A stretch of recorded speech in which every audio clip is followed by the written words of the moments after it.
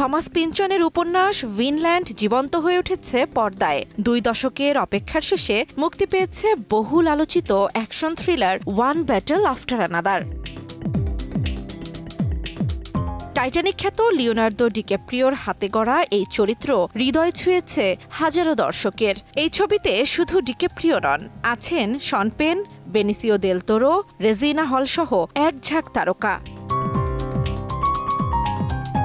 ডিক্যাপ্রিওর মতে এটা কেবল একটা সিনেমা নয়, বরং সমাজের ভাঙন আর মেরুকরণের বাস্তব প্রতিচ্ছবি। পলিটিক্যাল স্যাটায়ার, ব্ল্যাক কমেডি আর টান টান উত্তেজনায় ভরপুর পুরো কাহিনী।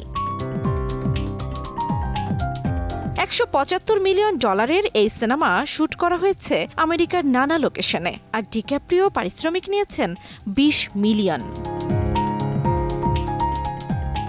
ট্রেলার মুক্তির পর থেকেই আলোচনা সমালোচনায় সরগরম পুরো হলিউড। অনেকেই বলছেন দেয়ার উইল বি ব্লাডের পর এটি অ্যান্ডারসনের সবচেয়ে সাহসী ও উচ্চাভিলাষী প্রজেক্ট।